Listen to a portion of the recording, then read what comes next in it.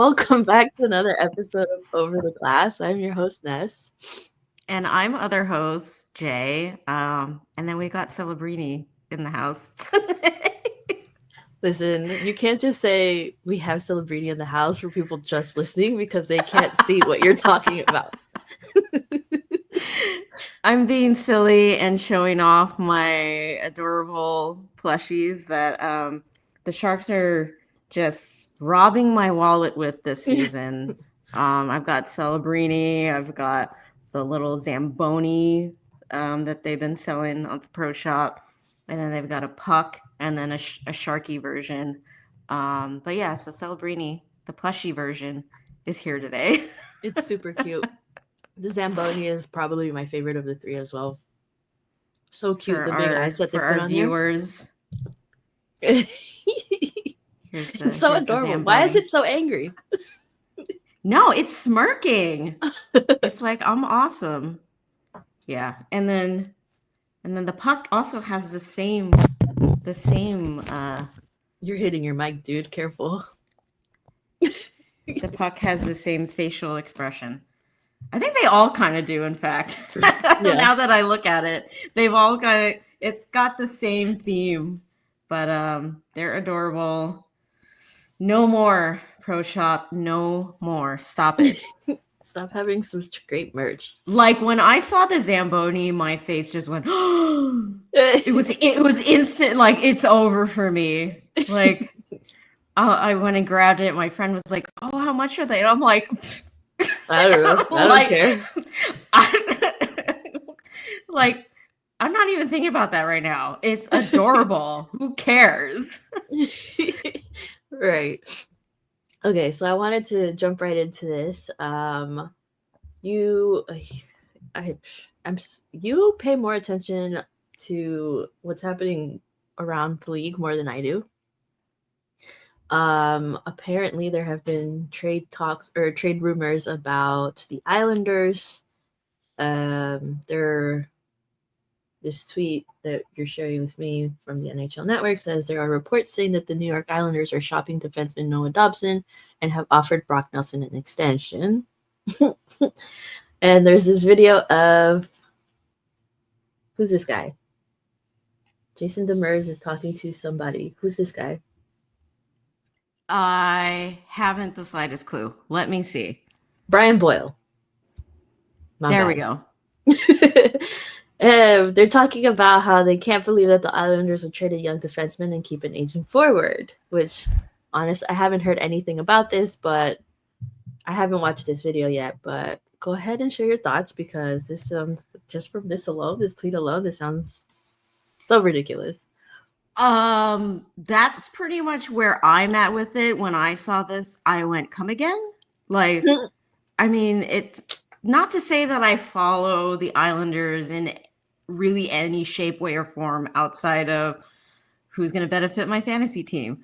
Right. But I mean, the last couple of seasons that I've been, following a little more closely other teams around the league, like Noah Dobson seems like a very up and coming quality player I think this season, and this could just be the product of, as a whole, I think the Islanders have not been living up to expectations. I mean, Sorokin being a really good goaltender is probably helping them out more to stay in games than perhaps what's happening on the offensive and defensive end of things. But from the outside looking in, like Noah Dobson just kind of seems like that guy, the up and coming dude who's playing on your power play unit.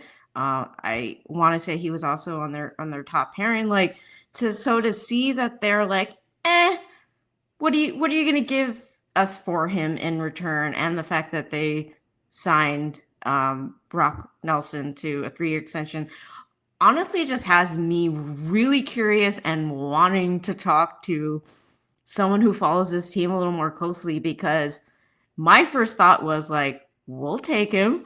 Like, right. What do you want? What do you need for us to have Noah Dobson? Because from all that I've kind of seen, Like this doesn't really seem like it makes sense, but maybe it's just we're not on the in. We don't know what's happening with this team, but it is something that will be interesting to see going forward, especially as the trade deadline draws near.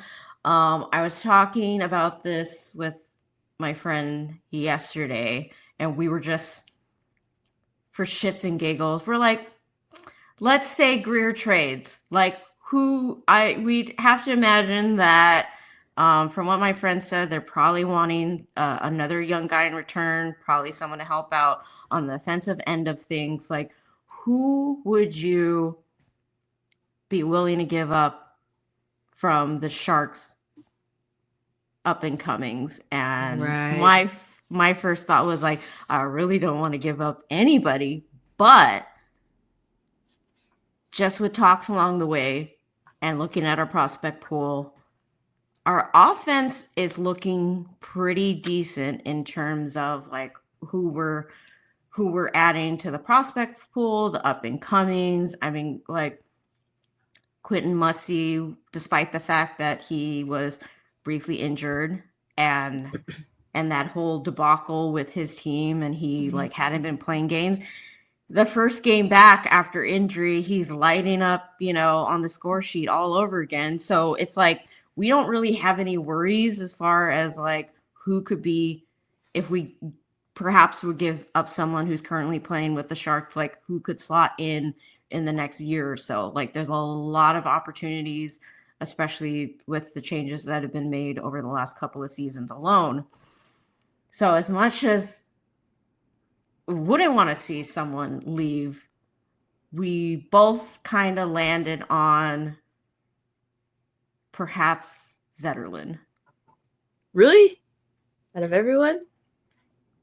I would, because I think it would have to be an NHL ready guy now. From the vibes that I'm generating off of this one tweet alone, and not knowing a whole lot, I'd imagine that I think they're we need to start making the playoffs now. They're not like us where they're fine with waiting for like a year or two. I think they're in the now mode. And so I don't think someone who's not playing in the NHL yet, or maybe still cooking in the AHL, I don't know if that would be someone that they would be interested in taking in comparison to a Noah Dobson who's been playing in the league for several seasons now, producing on their power play XYZ. Like, that's just my vibe. I guess, but it doesn't even seem like they're in playoff talks right now. They're pretty behind. But given the fact that they extended Brock Nelson, makes it seem like even if they're not, like they could be well out of it this season. But of course, you're thinking about, okay, what's happening the season after this is kind of like, I think that's where I'm pulling my reasoning. I guess so. I don't know much about this Noah Dobson guy. But giving up Zetterlund for him, like, is he that good? It's about we thought about it in terms of, as I mentioned, our offense. The prospect pool of the offense is looking like we're chugging along, Right? Like we could always add to it, and of course we will, but that is not really the issue. But defense is somewhere where we're still needing to plug in the holes. And that's kind of why I was considering like this could be one of those moves where it's like, I really don't want to give up someone, but it seems like one that perhaps you consider that you make a trade and swap. I guess. Look, I don't love it. Like, if it were to happen, I'd be like, oh, I hope this is worth it. Like, I don't, it would definitely feel like it would definitely be a trade where I'm like, yeah, we're just gonna have to believe that this was the right move, because it very well couldn't be the right move, like like I said, I know very little about what's going on with the Islanders, why they're really shopping Dobson. I just know in the last couple of seasons, like he's been looking like, why would you trade him? Is kind Mm. of my Yeah, I don't thoughts. think the Islanders really know what they're doing because, like, they also signed Tony They should hang D'Angelo. out with, yeah. Did you see? Did you see? Oh, Yes. I just, I don't want ever want to talk to this guy, but Karma is I do just want to sometimes. ask why. Like, I want someone else to ask him what was going through your head. Because did you forget you were on the Islanders? Maybe Did he you think did. like, yeah, we're on the rush?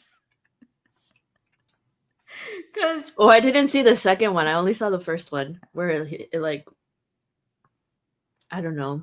It looked like he was trying to hit it to the left of the net, but it went inside the net instead.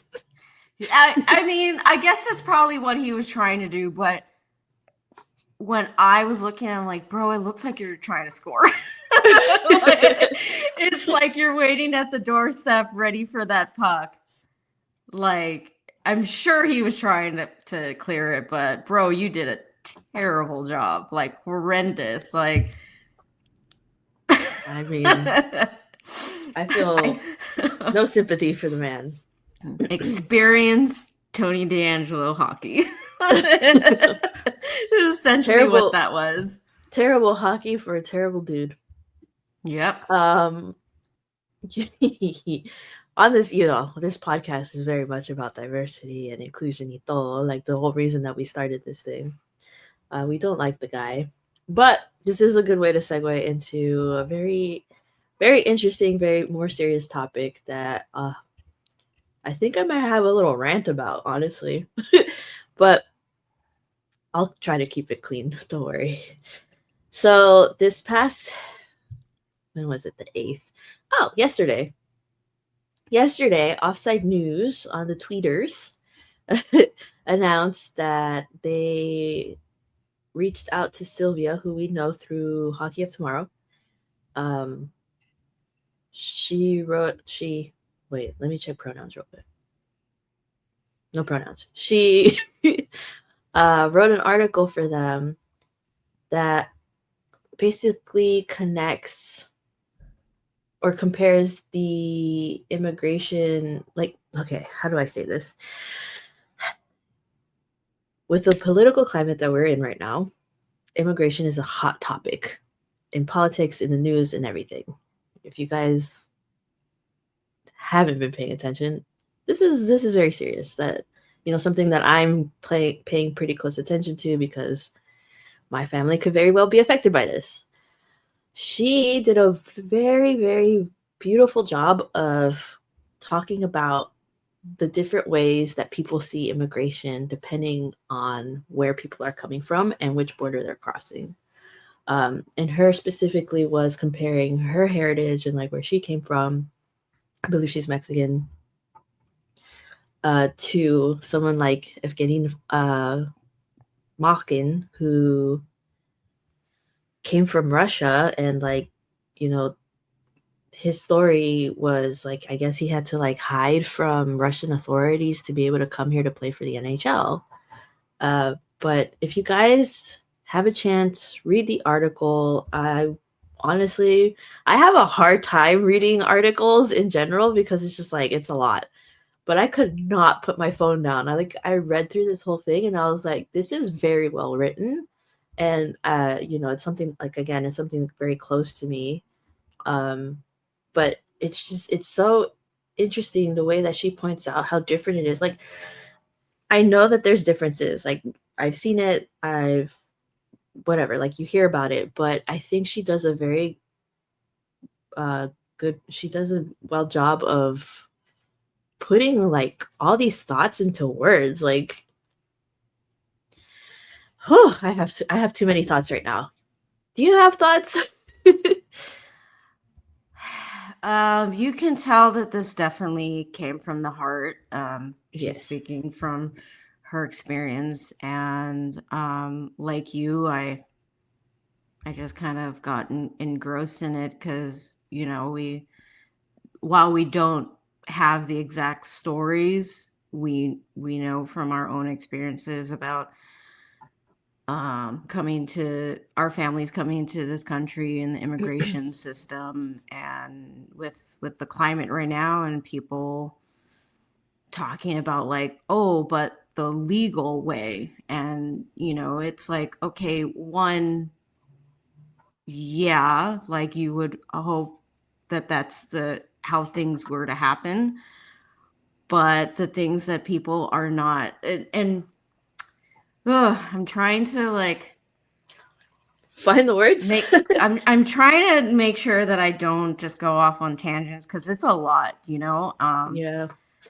And it makes it extra difficult when these types of stuff is said by folks who are part of families that, while they may have gone about it the legal way, as they say, but they kind of throw their folks from who similar backgrounds to them under the bus. And I just think, you know, even with all this stuff going on right now, and there's been folks that have reached out to me to about like the trans related stuff that's been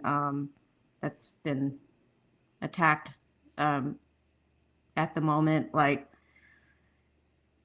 it's weird because I'm like, I'm thankful that people are concerned about my well-being, and like, but then it's like the whole time I'm like, I'm thinking about everyone else who's even in a worse position than me, because I have, you know, like I feel privileged and yet I'm not, and it's a weird spot to be in. And I can't, there's times where it's like I don't even feel like I'm processing it. I just think I'm just hovering somewhere in the middle.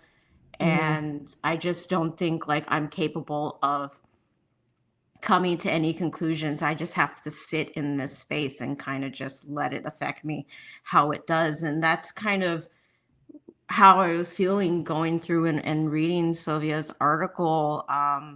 And this point in particular where, you know, she's making the comparisons, and then she says, you know, but that mother who, you know, in contrast to Malkin, you know, they're only a couple of years apart. This mother has an infant.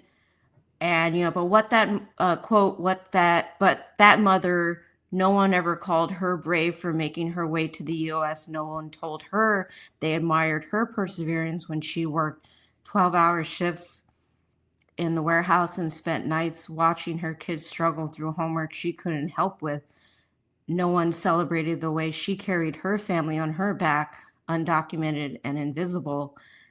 And like I said, you know, all our stories are different, but there's intersections there where, I mean, my mom was a single mother, like, you know, throughout my teens. My mom worked nights and she sacrificed sleep to come out and watch my softball games. I was a very active kid. I was doing all this stuff, and who's going to take me there but the one parent that's at home? And then this parent who, you know, like the struggles that we have as first generation children of immigrants, that we grow up American, but then we have these clashes with our parents because it's so complicated to come home and, you know, you have whatever you're dealing with that day, but it doesn't compare in the slightest to what our parents had to go through. It's like if I complain a little bit about something, my mom, I don't think she's doing it to like shut me up, but it's giving me perspective. And at the time, you think that your parents just don't care or they don't see you, but as you grow up and you start realizing that it's like, no, they're just showing you to be grateful for what you have. Because it's like, if I complain about, oh my God, I had to walk 20 minutes or whatever because the bus, you know, I wasn't on time for the bus. Oh my God, it's the like stories. my mom is like, I walked for 2 hours every morning through To like get to dirt and school. mud to get to Yeah. school. So I don't have time for you to be complaining about you missing the bus. Things like that. And you're just like Yeah. upset at the time. You're like, no, this is my struggle. But Right. it's things like that where it's like, yeah, no one's celebrating these folks. And when people do uplift them, like how we have this whole past week, there's been a lot of great artists and celebrations for Black history. Like people who can't look outside of themselves think that, oh, you want to be, celebrated, like, and they get upset. It's like they don't understand the why behind it. They just think people are just like the pride parades. Seeking Oh, attention. Yeah. you just want to, get the pat on the back for why, for what? Right. And not to get too far away from the topic at hand, but it's like that one paragraph alone on top of just a beautiful piece that Silvia wrote. It really hit me last night, and I just, I could feel, my chest getting tight just thinking about that, because it's like that's what I've thought about every time my mom has gone through a struggle. Mm. It hits. I hate seeing my mom sad, struggling, just knowing what she went through to growing up in poverty, managing to get her way, like going through nursing school, coming to the US, creating this beautiful, stable life for us. Because when I've gone back to the motherland, it's like you really put it in perspective of like, had my mom not done that, I'm not saying that my relatives back home are like having a terrible life, but You see the difference for sure. I mean, their administration not too long ago, and even now it's not that great, but it's like when you compare them, it's like, had things been different, done differently, it could. And so, like I said, all that stuff, it's like you read this one paragraph and you have the perspective, a relatable perspective, and it's hard. And it's things like this that people who don't want to sit down and listen to people's stories and not have this preconceived notion and their prejudice to really understand why this stuff is so important. And yeah, so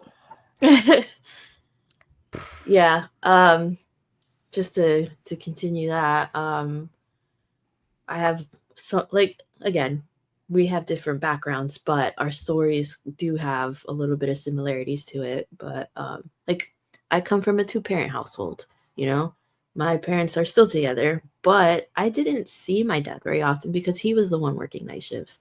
So I feel like growing up, it really felt like my mom was the only one raising me.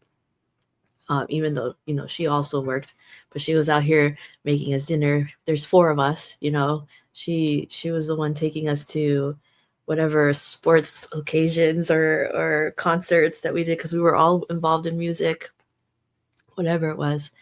And we all heard their stories of how they got here, and when you're young, it just feels like a story, because it's like there's no way that someone went through that, right? You get older, you start to understand it, and then like the way the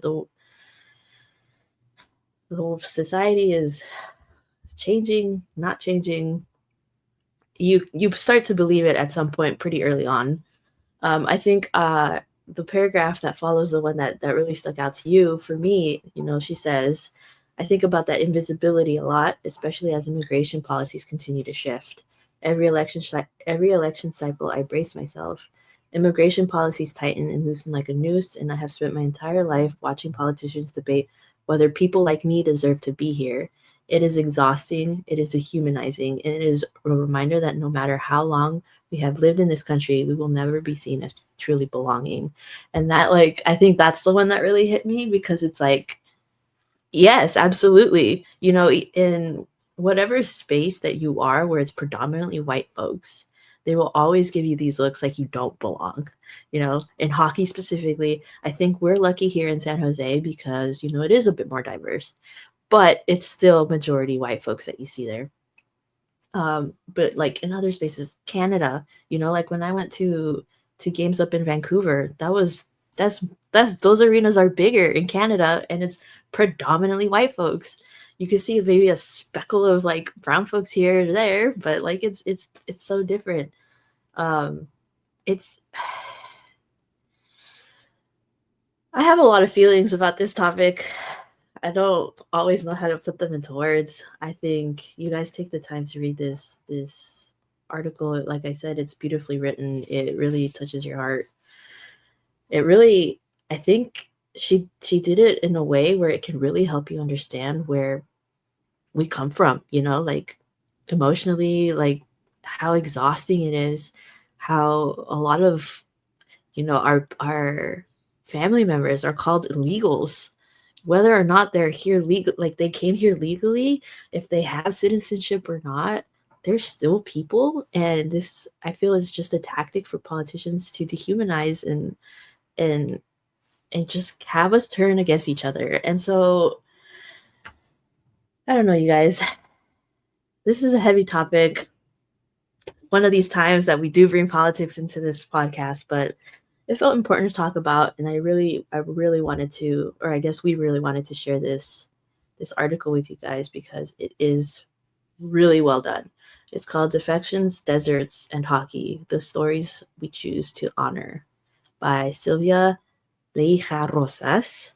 She is Mexican. The deserts she refers to are the deserts that Latinos coming from Latin America, specifically Mexicans, I believe she's focusing on the deserts they crossed to get to this country, looking for a better life.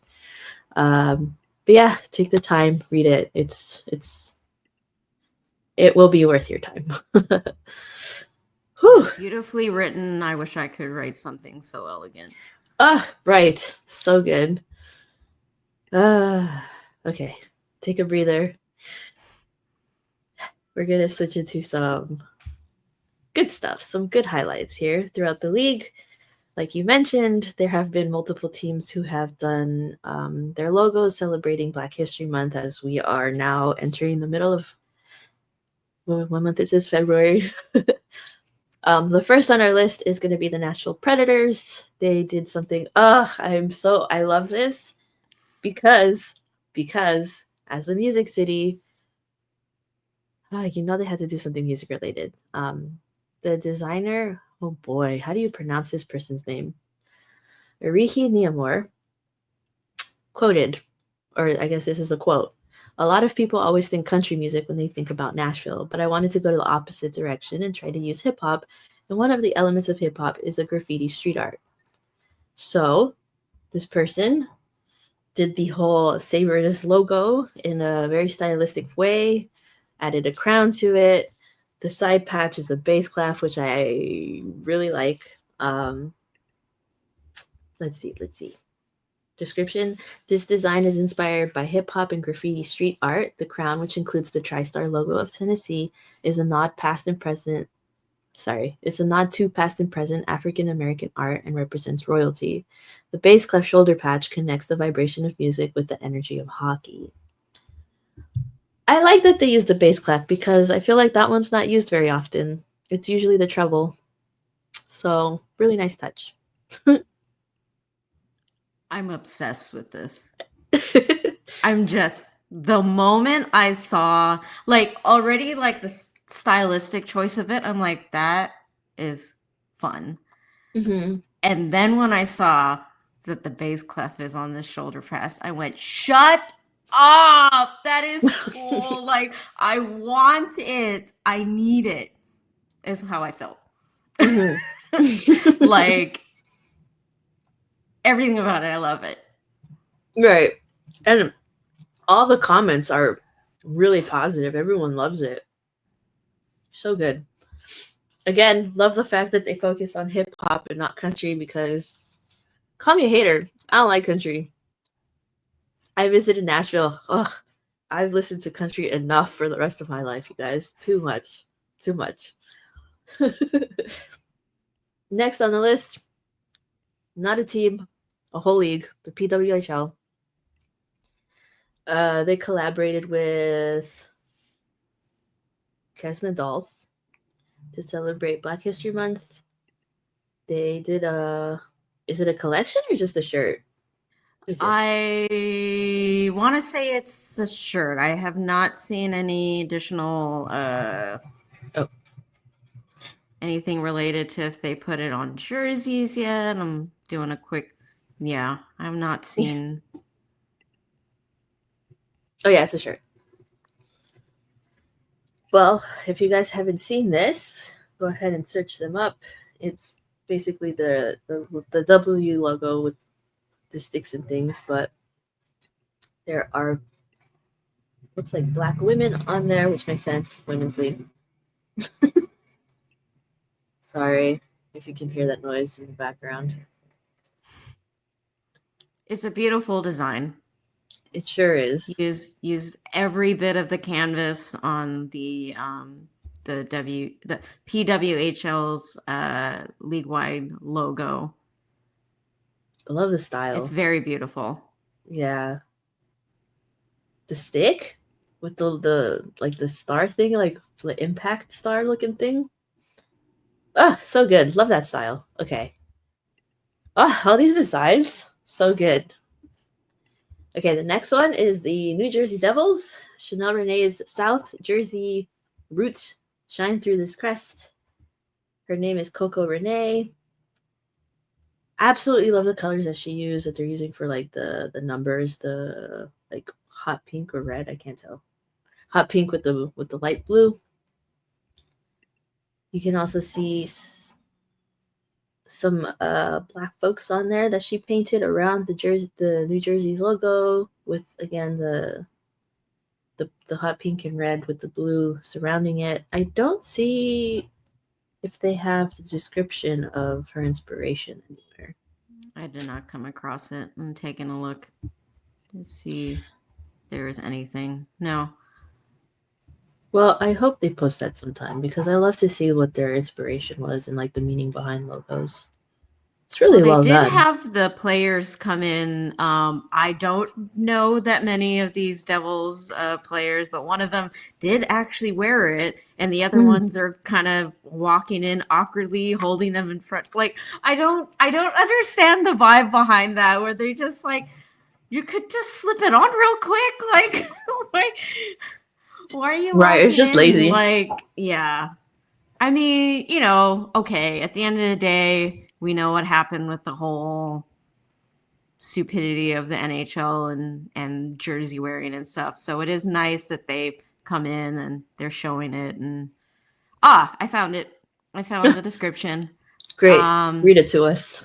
So the prompt says, "Where did you grow up and what is your background?" Says, "I was born in West Cape May, New Jersey, and raised in Delaware. I now call South Jersey home again. I graduated from Rowan University with a degree in communications and spent 20 years working in digital marketing. It wasn't until the 2020 pandemic that I had the space to find myself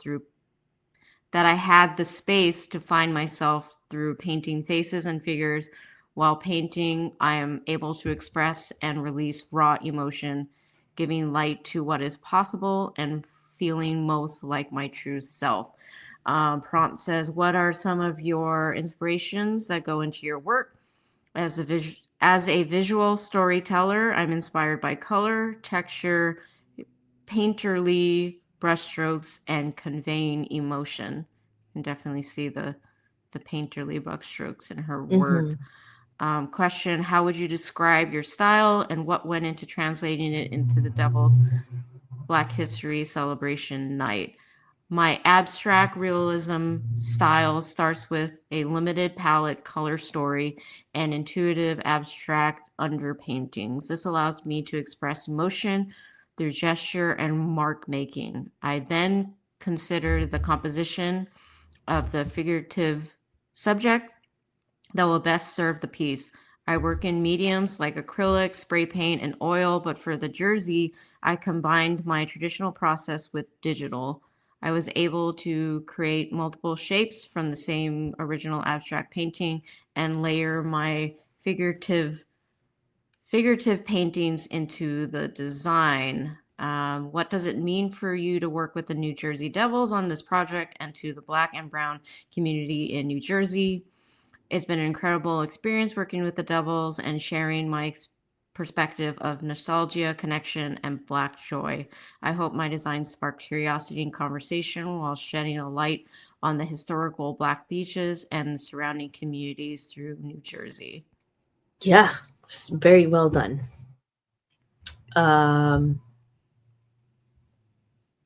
Any other thoughts? I was trying to look further into. They have like this. I'm guessing it's the shoulder patch. It's got crisscrossing hockey sticks. I can't really make out what the drawing is at the bottom, but it says sand ice culture. Interesting. Mm. Ooh, I really like how there's this bit of a texture thing going on with inside the NJ part of the logo. It looks like, I can't tell if it's specifically, I think it's supposed to be the Looks like texture sprinkled. that's kind of left through painting, where you kind of let it Oh, right, dry right, in a right. certain way. Yeah. And then behind that is the sand. So she's, as mentioned, the beaches having like a Black history and incorporating those sort of things. So that's cool. Mm. Well, that's really helpful to know about the inspiration behind all that. Yeah, it is. Lastly, before we get to our faves, the Seattle Kraken as well had a Black Hockey History Night. Ray Aquino's reimagined Kraken S fuses tradition and future, blending bold African tribal patterns with Afrofuturistic, circuit-inspired elements. This one is sick. Like, I love It's gorgeous. the colors that they used. I'm a sucker for like blues and purples, teal and purple, you know. Oh, so good. They did so well with this. I want to see, they had an auction for jerseys, but I also didn't see if they had a description somewhere for their jerseys. I took a look What? earlier. I couldn't find it. Okay, so that sucks. I wish they would make that more easily available for us, but love to see it. Love all these really fun I designs. like that they also have variety on their auctions. I mean, okay, I don't really know how the logistical aspect of it is. All I know is if you can add more stuff to your auction, that would be my suggestion. Because they have hats, they have the jersey, nameplates. I mean, there's a ton of variety of stuff. Well, maybe not a ton, but there's outside of it just being the jersey, there's options there. And I just think that it helps to, I didn't see specifically where, I guess it's going back to their foundation and,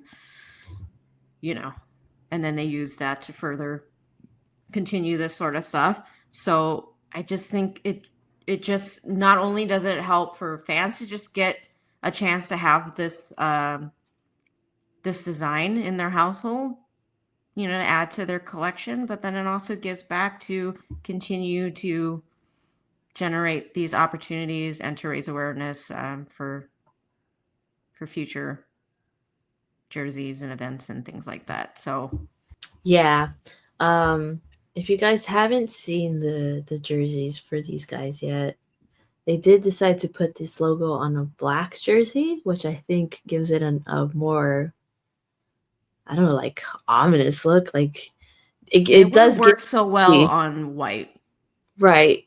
But it feels like deep sea vibes, which works with the theme Kraken. I think, oh man, dude, I love artists. They know what they're doing. Okay, before we get into our favorites, I have to do our little ad read here for our sponsor, which, if you can't see, if you're not watching, is DraftKings still. Okay, give me a second. This NHL season has been as predictable as a puck rolling on its edge. No one knows where it's going, but that just means there's time for your favorite team to figure things out, and games left for you to get in the action at DraftKings Sportsbook, an official sports betting partner of the NHL. It's super easy for first-timers to get started. Try betting on something simple like picking a team to win. Go to the DraftKings Sportsbook app, select your team, and place your first bet. And if you're new, oh my God. And if you are new to DraftKings, listen up. New customers bet $5 to get $150 in bonus bets instantly. Download the DraftKings Sportsbook app now and use code THPN. That's code THPN for new customers to get $150 in bonus bets instantly when you bet just $5. Only on DraftKings. The crown is yours. Gambling problem? Call 1-800-GAMBLER. In New York, call 877-8. Am I supposed to say this? The HOPEO, Hope NY. Oh, I see. Okay, redo. In New York, call 877-8 HOPENY or text HOPENY 467369.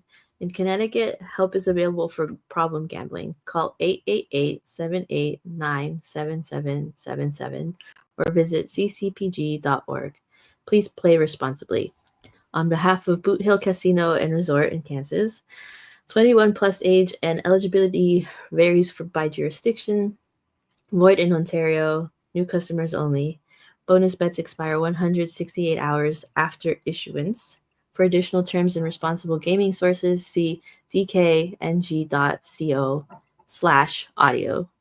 NHL and the NHL Shield are registered trademarks of the National Hockey League. NHL and NHL team marks are the property of the NHL and its team. Do I have to copyright NHL 2025? All rights reserved. What a mouthful. So go do DraftKings if you like to bet. Do all that. Have fun. Play responsibly.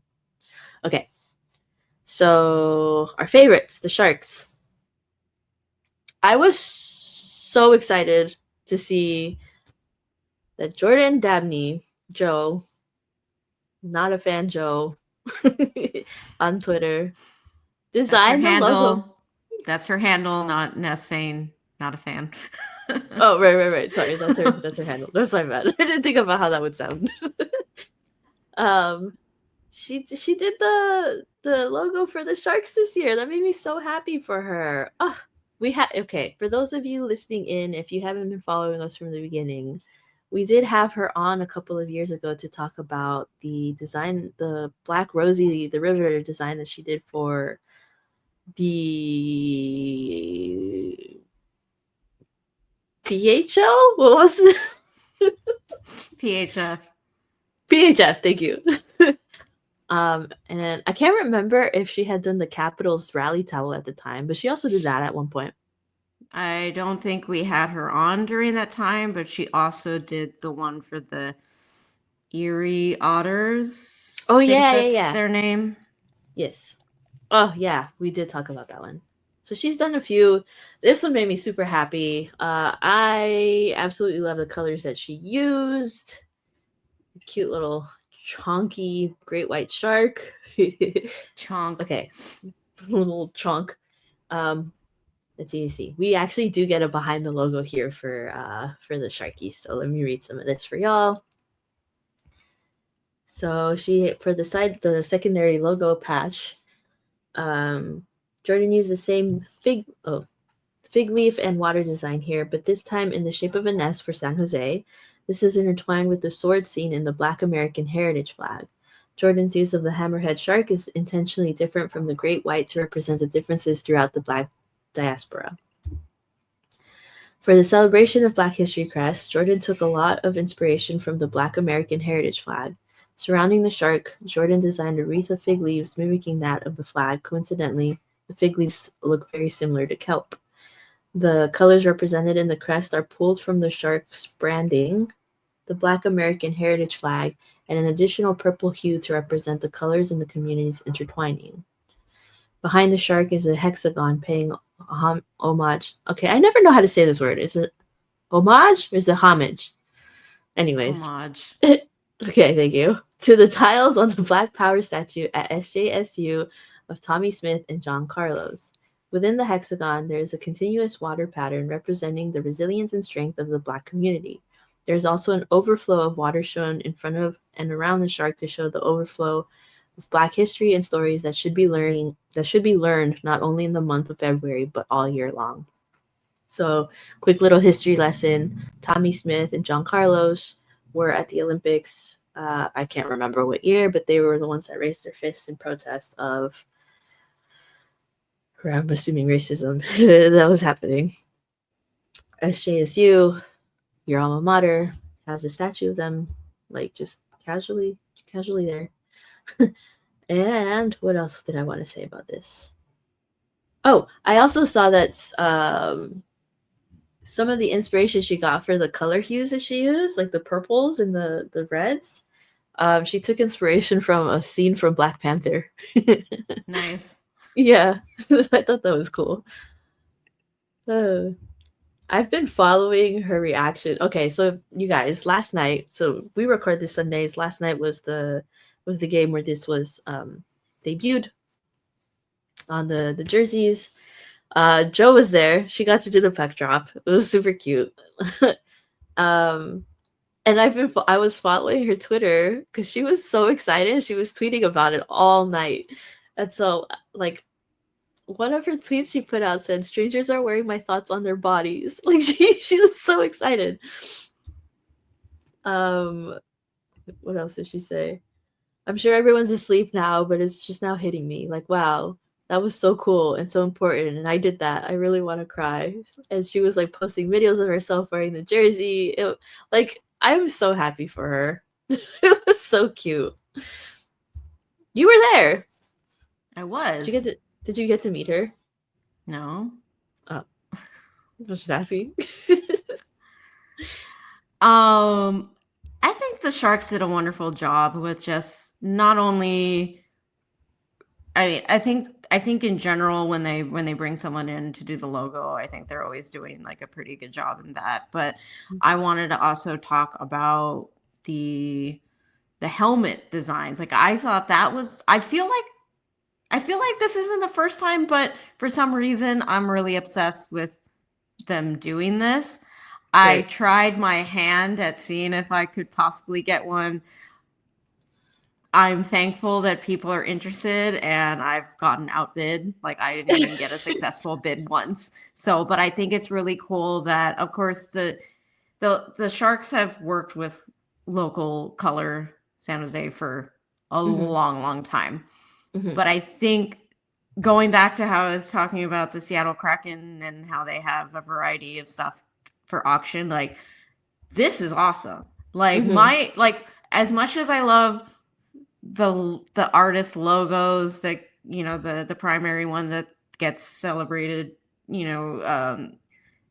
around these specialty nights, when it comes to auction stuff, I hesitate and oftentimes don't engage with putting in a bid for the jersey, just because as much as I want to put in the money, it's gonna sit in my closet because I can't wear a 58. Right. Like if it were little. Like I am a small person. If I were to get something like that, I want to wear it. I want to be like, this is cool. Whatever. I'm super jealous. My friend that I often go to games with, he will usually bid and see if he can get just really anybody's. Like he tries to get like whatever. If there's one that hasn't really been bid on, he tries to like bid on it and not only give back, but then he also gets a jersey. But he can wear them. He's that size that's suitable for the sizes that the jerseys get auctioned off, and like So I have a love-hate relationship with when it just is exclusively jerseys and you don't have other options for folks that may not want to go around wearing a dress. Um, but I thought this was cool how they had the artists, they gave them it's much bigger than you would think they are, but not big enough to actually wear. Right. And I just thought they were super cool. And if you look at the Sharks, it's not the main one. I think it's the San Jose community Sharks Twitter. Yeah, they have the stories, and I kind of wish that they would have put it more on the main, but whatever. Yeah. Because I also really enjoyed seeing those artists and their, and promoting them and what they're doing within the community. So this was really cool to see all, and then some of them were signed by the players who gave them prompts to inspire them for their design. There's one that the whole team signed, which me and my friend were like, you had the whole team sign it? Like, is there room on the helmet? Like, are you actually going to be able to see the design afterwards? Like, we were really curious about how that was going to look. We were like, I don't think there's enough like real estate for the entire maybe 24, 20. Yeah. Like, maybe they just told them, like, like whatever you usually do, make it like leave some room for your buddies. But and then to circle it back to Joe, I mean, we know Joe's from the DC area, but what I really enjoyed, so prior to the whole inspiration, we always love that. We always love to understand the inspiration behind it. I was like, oh, it's cute. I like it. Yeah. But I'm really interested to know what the design aspect of it is, like what's the hexagon in the background. And so when they put out the explanation behind it, I particularly enjoyed the aspect circling it back to San Jose State. Because one of the things that I really enjoy when it comes to these logo designs and choosing the artists, while Black history is not just rooted in one location, it's a much bigger story. I think if you're having it within the San Jose Sharks organization, I particularly loved how she brought it back to something that's very particular to this area, and incorporating the San Jose State part of it with those two members who went to this university, went to the Olympics, and their footprint in Black history. I think it just, like the other stuff that we talked about, like with the New Jersey Devils and its relationship to like the beaches, and that's not something that I would otherwise know about, having not grown up in the area, knowing very little about that. So I think it's very, to me, I find importance in how do you circle it back to the local community and bring awareness. Because when we talk about Black history, or when Black history is talked about, like, the Martin Luther Kings of the world, about the Black Panthers, but and while those are also, I'm sorry? Also who started in the Bay Area. So while those are good to know about, of course we need to know about that, I think it's extra important from my perspective in general that we get some of those local tie-ins. Just makes it even more meaningful to why this is so important, and ties it back to the organization. And so all that to say, awesome that Joe went ahead and incorporated aspects of that.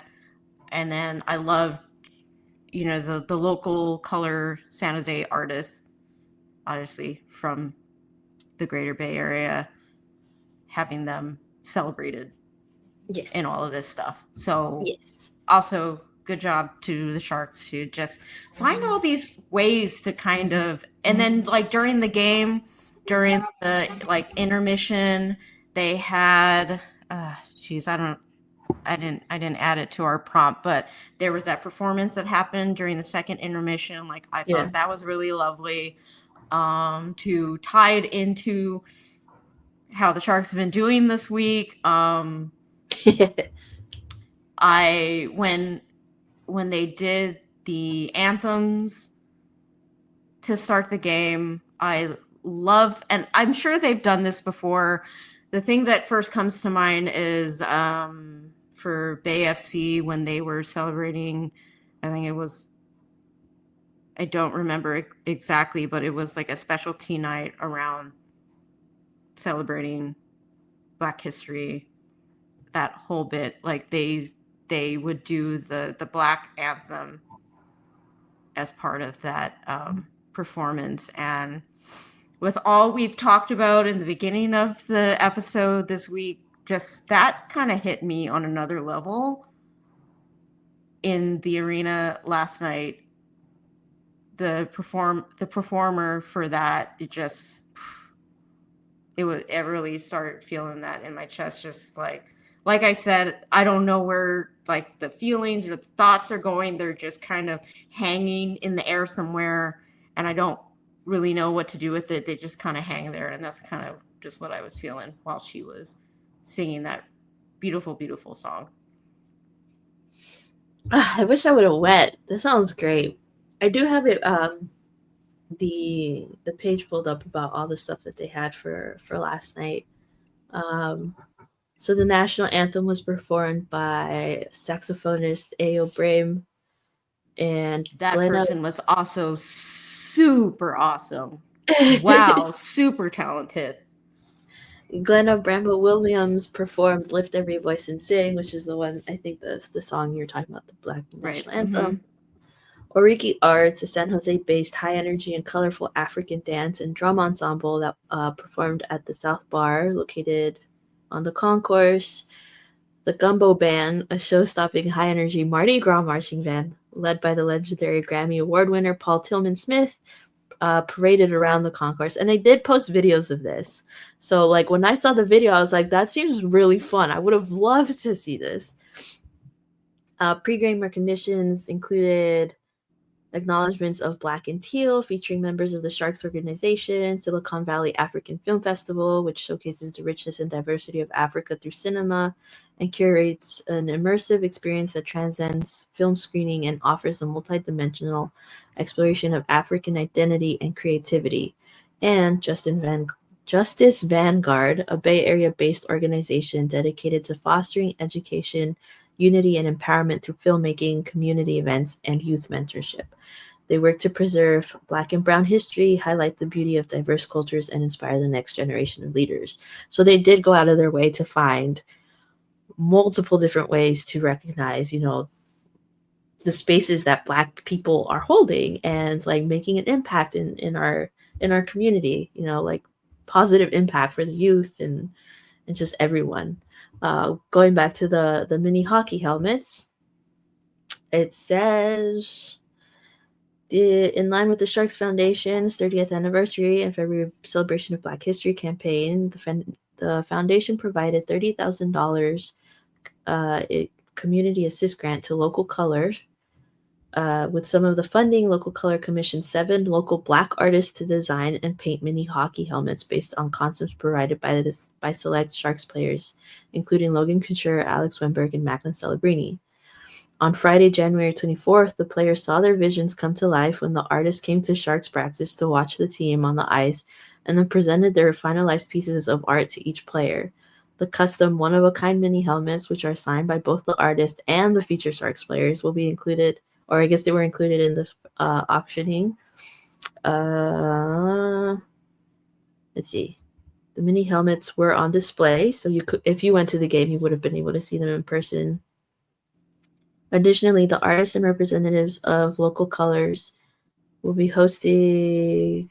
No, they did. They hosted a penthouse suite or they were hosted, sorry, at a penthouse suite and highlighted on the video board during the second period. So they did highlight them, but only in game. I wish they would have done more, because I also would have loved to hear this story told throughout like the whole celebration, or like leading up to going to this game. I feel like there wasn't a lot, and usually they announce like the logos maybe at least a week in advance, right?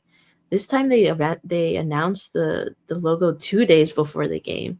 It's like at that point, like how quickly can you switch plans around and buy a ticket to go for someone who lives an hour away, you know?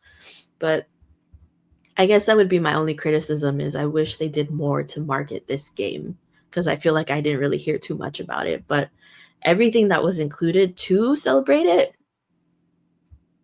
top notch. Love the effort, like everything that they did to find Black artists, whether local or not, just to display a lot of the community efforts y todo. Like they did a really good job. So thanks, Sharks.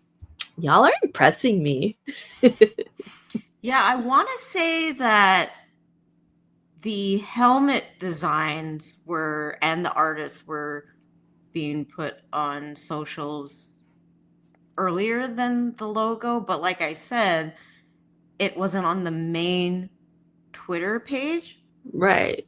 And Which I at the wish it was. time, right, and at the time, I wasn't following the San Jose community Twitter account, so it just happened to find its way on my feed, and I went, oh, and then I started following that, but it doesn't look like, and for whatever reason that they have them separated, I don't know, but it doesn't look like that page gets as much traffic. So yeah, so your critiques on how to better promote all this stuff, because yeah, all these little aspects, like now that we've dove in and found all this information, and I mean, they did put out the whole layout of what went into the night, but I feel like it was a little disjointed. So unless you're like us that are looking for these things to talk about, like Right. it to the average person, I don't think that they're necessarily going to see that. So Right. um, On that topic, because I have a feeling this won't get promoted, I found out, and I'm so excited about this. The Sharks are going to be holding a Salvadorian Heritage Night. I'm so stoked, dude. And it's the day after my birthday. I'm going to make my way out to this game. So the game against the Oilers, I know. The game against the Oilers on April 3rd, they're going to do this Salvadorian Heritage Night. And it is going to be held by the same folks who did it for the LA Kings that we talked about earlier. I don't know, it was like a couple months ago. It says, come celebrate Salvadorian Heritage Night at the Tank. This special ticket package includes the Salvadorian Heritage Night Sharks t-shirt. So I might actually get my Sharks Salvi t-shirt. Oh, I'm so excited. So if you go to like sjsharks.com/Salvadorian Heritage, you'll be able to like look up tickets and all that. And I will probably be talking about this until the day of. So y'all can come. What day did you say that was? April 3rd. Okay, but before we get to yours, they have Filipino Heritage Night. I know that they've done this before, but I will be talking all about that and most likely try to go to that game. So I'll go. Hold your horses, Ness. Hey. It's the first time they're doing it, so I'm extremely excited. There's space for everyone, but I'm getting there first. Well, whatever, dude. Wait, what day is that game? March 20th. What day is that? I don't know. Day of the week. It better be on a day that I can go. March 20th is a Thursday. Well, we'll see if I can make it out. Oh, okay. But I'm going to steal this shirt from my girlfriend. Look what it says. It says, I'm just here for the lumpia. I'll wear it to the game. Anyways, so just wanted to point that out, you guys. I don't think they're gonna do a crazy big celebration like they did for like Black History Month and you know. I mean, Hispanic that's because you haven't linked up with the Sharks yet to help them with that. Right. That's why. I mean, they haven't reached out, you know. No, I'm just kidding. Just kidding. Netta. Cece. I know you're listening. That's so silly. Okay, speaking of Okay. silly, our favorite goofball, Mr. Mario Ferraro, fixed his smile. It took like 3 years, but he finally got teeth put in, and I'm so happy for him because, listen, I understand that the missing teeth is a hockey thing, but like, he looked better with teeth. He looks like he's back in his rookie year, only his hair is more Chia Pet inspired. And I'm sure his fiance is over the moon. Yeah. Oh boy. She just had to pry him away from Brent Burns. It took a couple of years. Right. But she's cleaned him up now.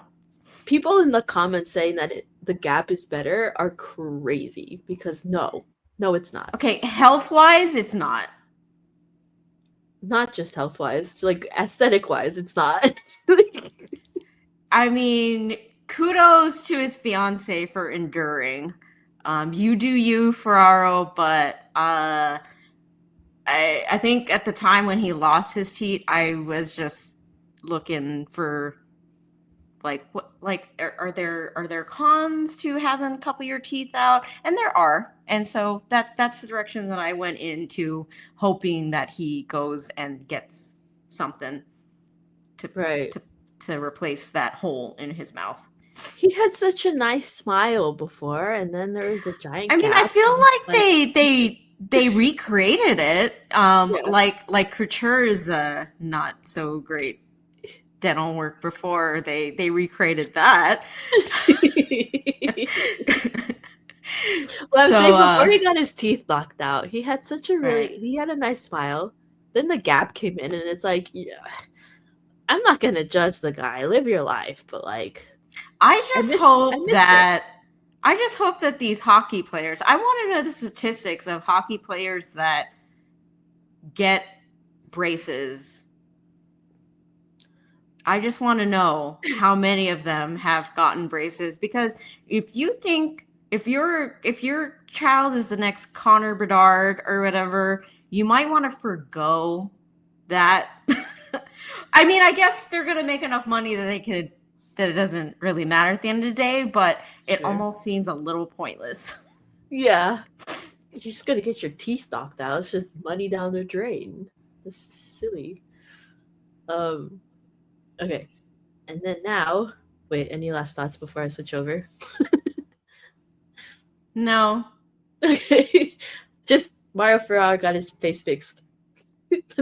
The end. Congratulations on your face. Our fave little goalie guy, Yaroslav Askarov, was part of the Barracuda's All-Star representation last weekend. And they decided to mic him up. Like, probably one of the best decisions they made, because this guy is a character. I watched a clip from it, but I haven't watched this entire 10-minute video. It's insane. It's worth every minute. And if you know who is part of their content team, this all makes all the more sense. So shout out to Liz Child for tracking down our... Okay, so on his name, I was seeing some conversations about... I think this was on Shark's Reddit about how to say Askarov's name. There was talks Have you been saying it wrong? Not necessarily, but there was talk about, and I didn't look too much further than just like going down the rabbit hole of what people were saying. But there were people who were talking about how the way you say Askarov, there's supposed to be an emphasis on the second syllable, like how Ovechkin. So I'm just curious. I didn't actually, because I was at the game last night, I didn't hear it on the broadcast, but people were debating about how like people put emphasis on the S part, Askarov versus Askarov. Huh. So anyways, that just came to my mind. I remembered it. But anyways, going back to this particular thing, 10 minutes of gorgeous, beautiful content because we love this guy. I think this got dropped on a Friday and I screamed, texted it to a couple of friends going, "Shut up!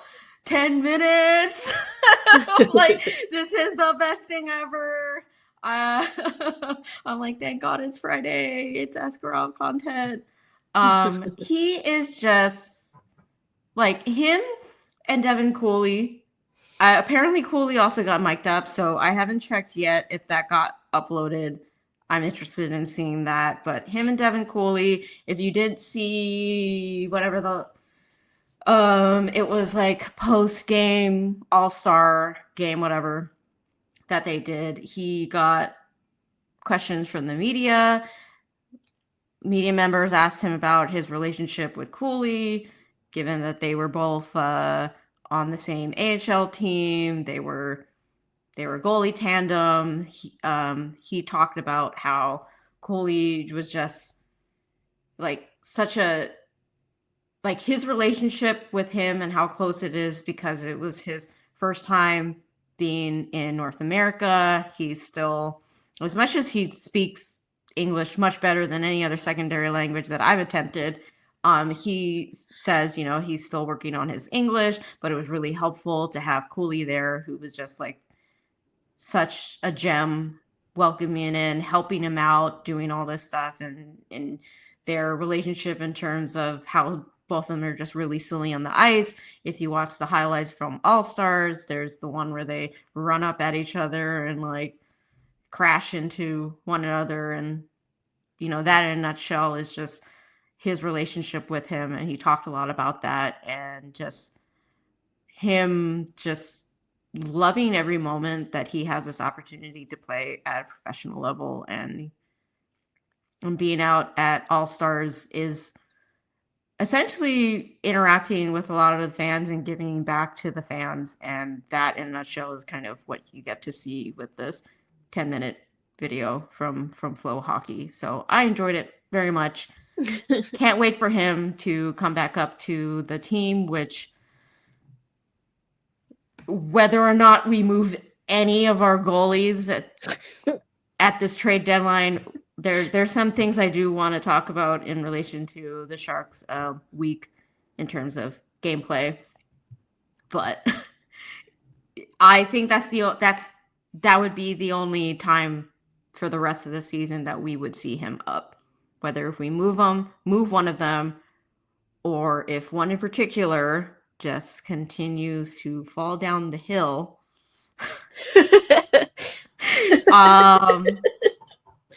I will be trying to. I'm assuming that the Barracuda have games for the next couple of weeks. I could be wrong because I haven't looked, but if they do, I will be trying to catch some AHL games because we're going to be entering into the Four Nation, blah, blah, blah, blah, blah. And I don't know how invested I'm going to be in that. I was talking about this with my friend last night, and I said, I will probably tune in if it just happens to work out for the US, but I will probably be a little more interested in Sweden. Yeah, I don't know if I'm going to catch those games either. Especially since it's happening next weekend. Dude, Valentine's Day is coming up and I'm going to be so busy. Whew. Oh. Okay, one last thing we wanted to talk about here. Still related to our Sharks. We're number 1 in a category. How does it feel? People are starting to arrive at the train stop. And you're gonna have to take a number because this bandwagon is quite full. And I'm sorry that you're late to the game.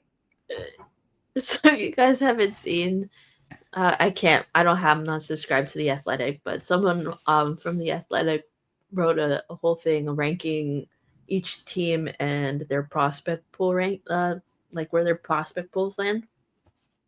The Sharks are number one, which is something Jay and I have been talking about, how well the prospect pool is developing, and like GMMG knows what the hell he's doing, and we've put in a lot of faith in how he's building this team, and we've been calling out the haters who haven't been paying attention to this team, and now it seems like they're finally they're finally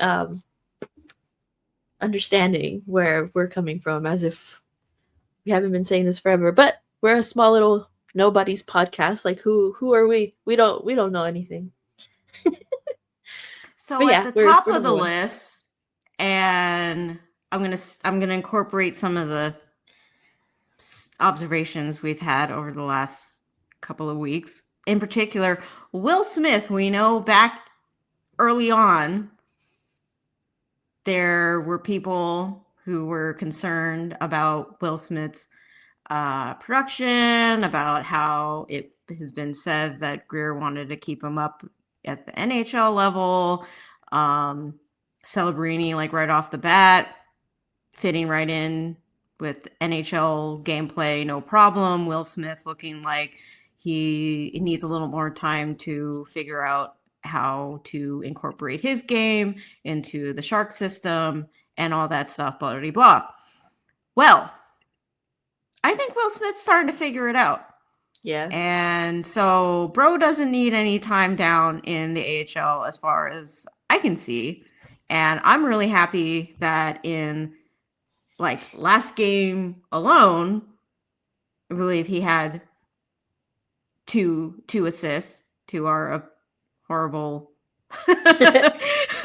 result. But even still, looking at it on an individual developing prospect level, it is exciting to see Will Smith starting to figure things out. They moved him to the wings certain amount of games ago. He has been cooking in terms of his production, and he's on the first power play now. We've been doing a lot of juggling of those units, but in particular with Wenberg being out, with Granlund being traded last week, to Foley being in and out of the lineup, like Will Smith has been taking the opportunity to show that he is adjusting and he's able to make changes to his game in a way that he should continue to stay with the Sharks. And I think he's been doing a very good job of that. Second on the list, Sam Dickinson. We picked him up the last draft. We moved up in we traded to move up to the 11th pick. Was it the 11th pick? Somewhere around there. When we picked up Sam Dickinson, he's been doing some great work with his club, the London Knights. We love to see that. Third on the list is our adorable goaltender, Askarov. We know what he's all about after watching him for a handful of games with the Sharks, being named to the All-Stars. Number 4, Quentin Musty. We talked about him earlier in the show. Despite issues with whatever was going on with his club and injuries, he's back in there. He's continuing to develop, doing great things. Excited to see where he ends up next season. Short King down in the CUDA, Luca Cagnoli. He is trending in the right direction. 5th on the list. 6th, Philip Beested. 7th, Igor. I'm gonna say this name wrong. Chernislav.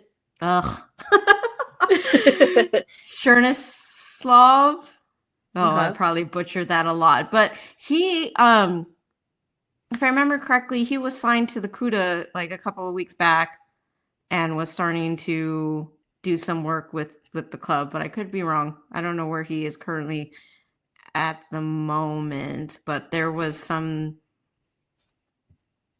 positive vibes with him in the news. Colin Graff, we should talk about the fact that he scored his first NHL goal against the Habs earlier in the week. And that was a goal that you knew he's like, this is going in.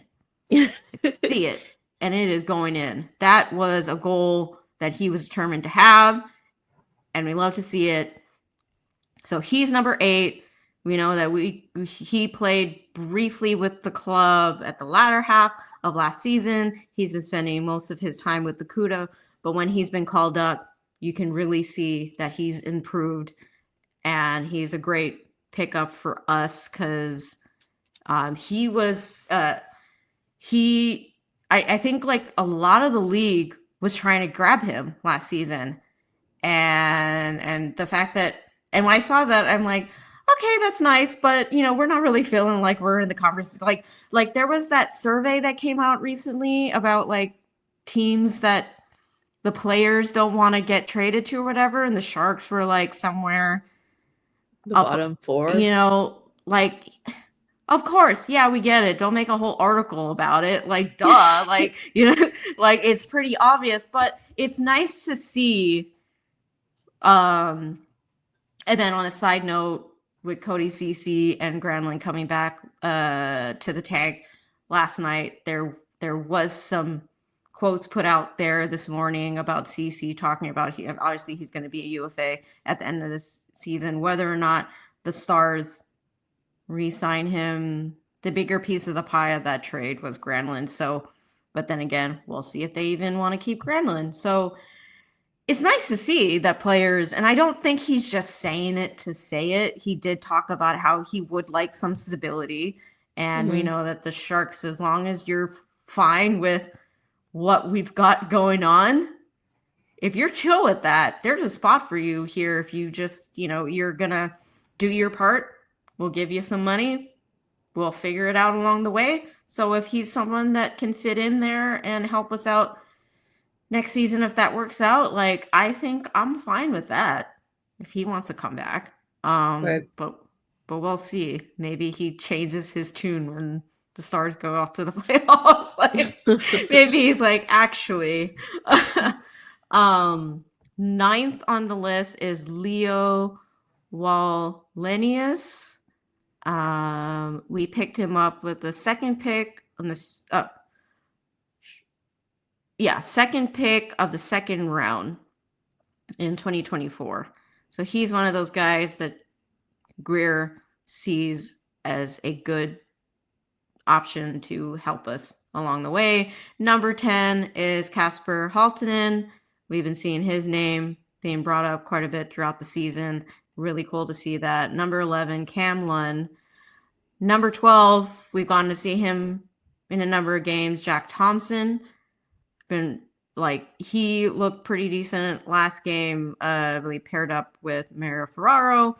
Number 13, Ethan Cardwell. We saw him a couple of games. I'm still all about Ethan Cardwell. I just hope that, a lot of the guys that we've mentioned have been Greer picks. And Cardwell, being from the previous GM, makes me kind of wonder about the futures of those guys. But we know that he was working hard when he came up. I hope that continues to be something that the club sees value in. Number 14, Danil Gushchin. Number 15, Eric Polkap. And that is about it. So that's exciting, guys. We're number 1 prospect in the NHL for this year. And it's only going to get better because we know coming up to the trade deadline, we're going to be trying to get value for our pending UFAs that are currently not having any conversations with Greer about coming back. Plus, we're at the bottom. We're last in the league. We're gonna get a top pick this draft as well. I don't think we'll win the lottery again, but maybe we'll get pick number 2. You never know. So before we close out, I do just kind of want to go through some. We didn't get a win this week, but there were a lot of good things because with the trade of Granlund and Ceci, We knew it was coming around, but that doesn't mean that the reality of we're gonna look not as great without those guys. I mean, Granlund was like a staple on our first power play, and you put him anywhere with our young guys, he was able to produce day in and day out.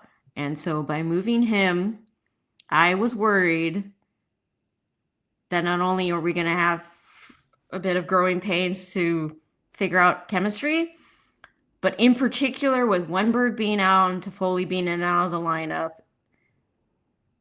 I was extra concerned about the power play. But thankfully, Toffoli is healthy and has been able to help out the power play, among other things. I was actually expecting this whole week to look much worse than it actually was. Yeah, it wasn't so bad. I think I caught the game on Thursday, and they were looking pretty decent. What? Who are they playing? They played the Canucks on Thursday, and that was the first game back for Vanacek. And I thought he looked solid. He looked like bro hadn't been out of the lineup at all. And this was also the Canucks post JT Miller trade. No Quinn Hughes, so they were a little depleted. But given the fact that we just traded away one of our guys that was like, I believe he was the top point getter for our team this season. Like, so we're also dealing with a disadvantage. Toffoli scored late to tie the game, right? And went to overtime. That was the goal, I believe, where he got like 3 chances. Yeah. I'm like, what? That was crazy. So I do want to ask your opinion about I don't know if you saw the Habs game on Tuesday, but there was a goal that got a long ass review. I think it was an official review because it was like under the Habs goalie's pad. Like it basically goes out of sight, and it went to official review, and they took a long ass time, and eventually the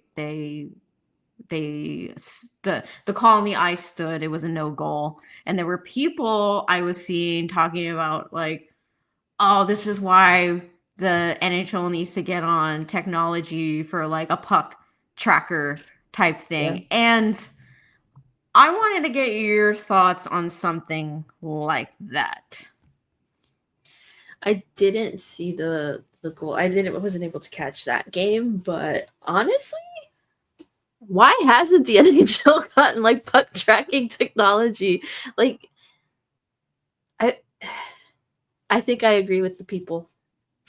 I feel like we're in 2025. You can put some sort of like sensory on the goalposts and the puck or something. I don't know how it works. I don't know how this technology works, but just to make it easier and like more accurate to like, instead of having to watch a video over and over where you can't see the puck if it's under a pad, if it because we've seen in the past, not like with the Sharks specifically, but we've seen in the past where you'll see we're watching the same video the refs are watching, and they call it a no goal, but you can see the little bit of white space between the line and the puck, and then people are infuriated because then it feels like what are they seeing? If we all collectively see that this puck crossed the line, but they're saying no, it doesn't make sense. So I feel like if there is a way for them to actually incorporate that, yeah, absolutely. Why not? Make it easier. Make it more fair. I have a more conservative approach to that line of thinking because with the incorporation of like the coaches' challenges and I think they made improvements in terms of revising the offsides aspect of it, where they said like before it used to be like, oh, his skate isn't on the ice. Like, who skates like that? Who skates like that through the zone? Like, And I like that they changed it to now be like the plane, like he, they looked at it through a more advanced perspective of it being like whether his skate is on the ice or not, blah, blah, blah. So I like that. I am starting to get a little frustrated with how much time is spent sometimes with if a coach challenges the offside and they're watching it like by half a second and going back and forth and making this human determination of whether you can see the, and I'm like I don't like, okay, so my conservative viewpoint of it is I don't want it to get too much to the point where we are overruling calls on the ice because the refs like have to blink, that they can't watch it, they can't pause the camera and make calls like how we are incorporating technology to do that now. Like if we're calling it offsides because it's like a millimeter of white, like I'm like, that is not an offsides. Like I don't think that should be an offside. So it's not going to change the outcome of the play. Yeah, like I don't expect the ref to call it like that. Of course they're not going to call it like that. They can't see it like that. And that's why I'm a little hesitant about, and again, if they decide to go in this direction, they're, they need to do it in a way where it's not going to take the, like, I don't want it to get to the point where we're basically just having AI ref the game, right? Like the human aspect of it taken out. So that's kind of where I'm like, I don't know how I feel about that. I think if you present it in a way where we're not going to end up sitting there waiting for them to decide whether they feel like that is offsides. I think we spend too much time these days dealing with that sort of thing that I don't want it to get carried away with like, oh, let's check with the puck tracker, even though like the human eye would never be able to see that on the ice. Like I think in terms of when they can utilize that will have to be taken into consideration, because I don't want these coaches to be like, like coach's challenge, check the puck tracker. I mean, like, I guess, really, but like the goals are important, like I feel like there should be a better way. I get it, but like I don't want to take away the human aspect of the game where it's like the ref doesn't see the puck anymore. And then I don't remember exactly how they called that play. I think the ref lost sight of it, and I think he was waving it off or something like that, even though it could have been in the net. Anyways, that's how I feel. Rant over. And then for the Canucks game, how did you? Oh my gosh! Okay, before the penalty shot, Celebrini. Yes. With that, okay, can we just talk about how when they call the delay of game penalty and they say over the glass, and I'm like, present. Yeah. Like, hi. Oh my God, when that got called, like, bro was having a crisis. Bro was like, no, like, that kid did not sleep that night. He was Probably thinking not. He was thinking of all the ways he was gonna try and score against the Stars. Canucks.